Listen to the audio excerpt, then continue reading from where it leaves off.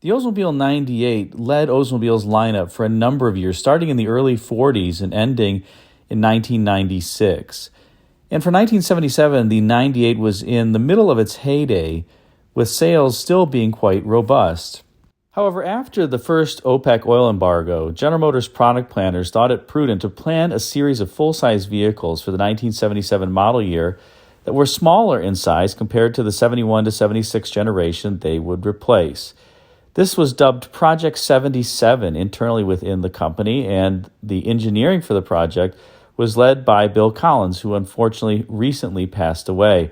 Bill was Pontiac's chief engineer for a number of years before going to work for John DeLorean on the first generation DeLorean and later on the Vixen motorhome.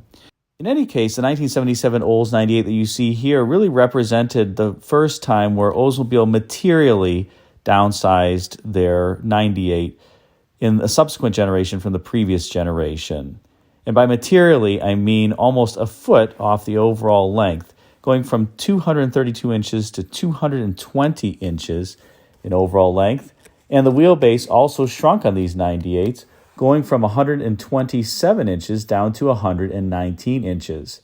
Engineers also took a considerable amount of weight out of the vehicles. The 1976 Olds 98 tipped the scales at between 4,500 and 4,600 pounds for curb weight, whereas for the 1977 model year, the 98s tipped the scales at about 3,800 pounds.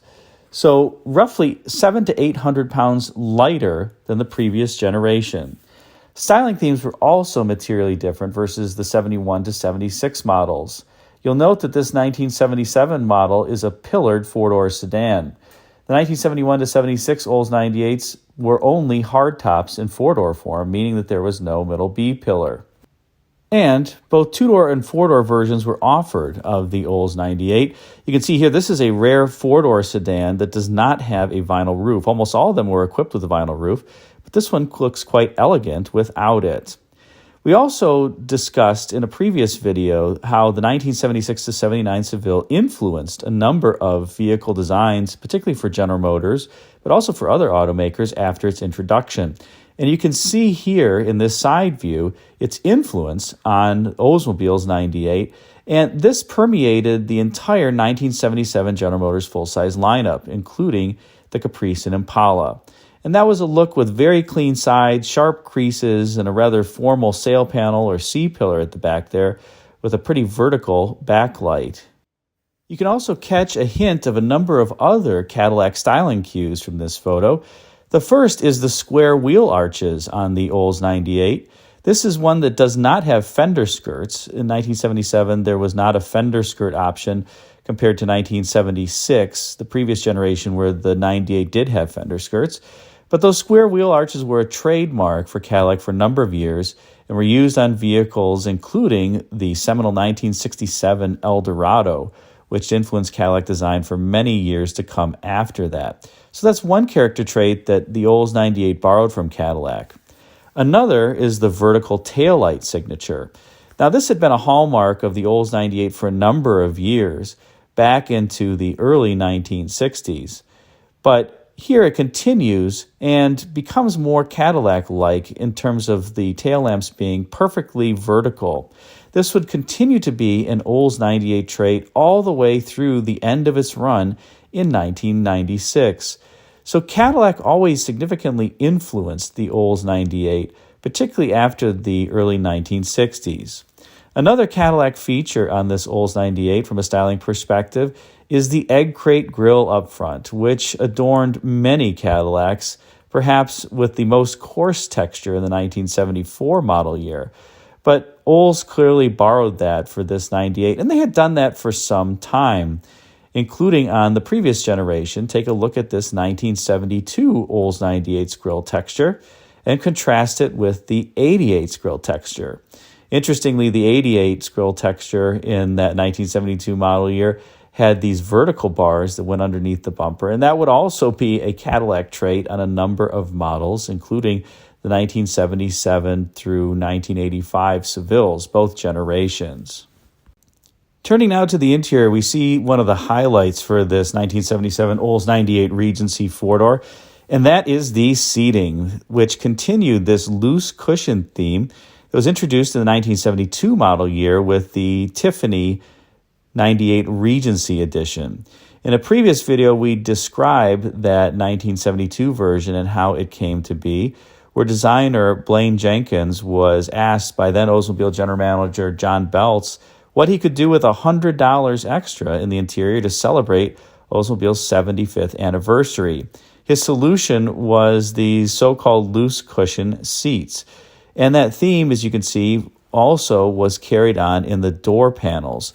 The lower portion of the door panel was carryover with other Oldsmobiles and even on Buicks, but the upper portion of the door panel was unique to these 98 Regencies, and it gave the car an overall very sybaritic and comfortable look and feel. The 1977 models also had one advantage over the 71 to 76s, and that's that in a number of interior dimensions, they actually were bigger than the previous dimensions from the 1971 to 76 models. And you might ask, how in the world can that be? Well, the packaging on these 1977 models was actually very, very good for the time. And the packaging on the 71 to 76 models really wasn't. The previous generation had excellent shoulder and hip room owing to the cars being so gosh darn wide. And that really couldn't be replicated here. But in terms of rear seat, shoulder room, leg room, hip room, etc., these 77 downsized cars actually had more room than the predecessors.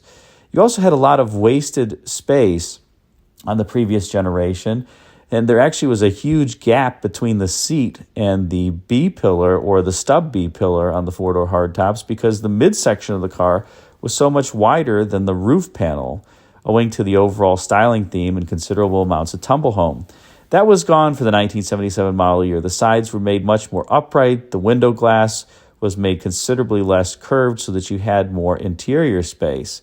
And in terms of packaging overall and interior comfort, it really is hard to beat these 1977 downsized General Motors models. They have a lot of interior space and roominess and a lot of comfortable seating and tastefully elegant, I guess if you can call it that, interiors like this Regency. And here's a close-up of the instrument panel from the interior of this 1977 Olds 98, and it's really unadorned and not anything special. It does have this kind of picture-framey, boxy theme going on where everything is outlined in chrome and boxes, including the HVAC controls and the fan outlets. But that was kind of commonplace at the time. And one element about these that's considerably different from the 71 to 76 generation is the IP top pad is not nearly as long, and this gives the interior, again, that feeling of spaciousness because the instrument cluster is pushed pretty far forward relative to the previous generation. Keen observers will also spot that typical Oldsmobile oversized gas pedal. Take a look at that. That was the same gas pedal that was used beginning in 1971 for Oldsmobile, and I love the fact it's a supersized hinge pedal. Unfortunately, as we'll talk about in a moment, it was activating an engine underhood that was not as large as the 71 to 76 models because the Oldsmobile 455 had been dropped from the lineup after the 1976 model year. Although that's not really a terrible thing because in 1976 that 455 was making just 190 horsepower, although it was making a considerable amount of torque. And before we move on to under hood, here's just a shot of the rear seat on this Olds 98. You can see the pull-down center armrest and the loose cushion interior and the considerable amount of legroom in spite of the front seats having rear seat pouches that take up some space. One interesting fact about these loose cushion interiors on these General Motors cars is that often it's just the seat back that has the loose cushion. And notice that the seat bottom does have the style associated with the loose cushion, but doesn't actually have a loose cushion. It's all integrated into the seat. Not sure if General Motors did that for durability or cost reasons or both, but Chrysler would actually have the loose cushion on both the seat back as well as the seat bottom on a number of its vehicles.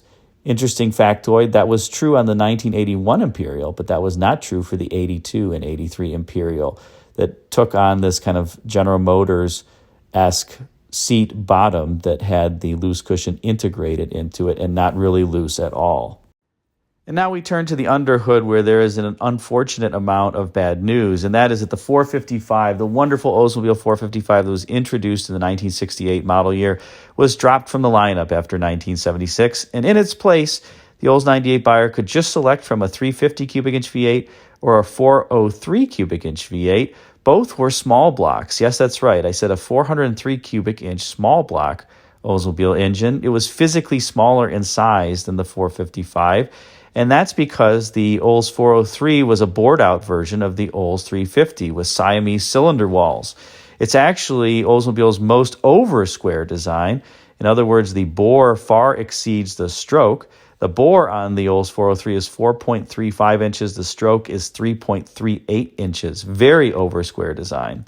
The 350 had a bore of 4.06 inches and a stroke of 3.38 inches. The Olds 350 was quite reliable. The 403 was reliable if driven normally, but if it was pushed hard or it found itself in a police application, they had a very, very weak bottom end with hollowed main bearing webs, and the engine is not really designed to rev over 4,000 RPMs. If you do, you're just asking for trouble. If you keep the RPMs down on your Olds 403, it'll provide many years of trusted service. Some people did complain of engine overheating, perhaps due to those Siamese cylinders. I personally have never experienced that in these. If your water pump is good and your radiator is good, you should be just fine. In any case, the 1977 Olds 98 was quite the hit in the showroom, and sales totaled about 140,000 units for the 1977 model year, compared to about 100,000 units for the 1976 model year. In other words, it was a 40% increase in sales year over year, by any measure, a huge success. Hope you enjoyed this spotlight on the 1977 Oldsmobile 98 Regency. If you did, be sure to like, comment, and subscribe, and check out the video thumbnails at bottom left and right for some suggestions for you.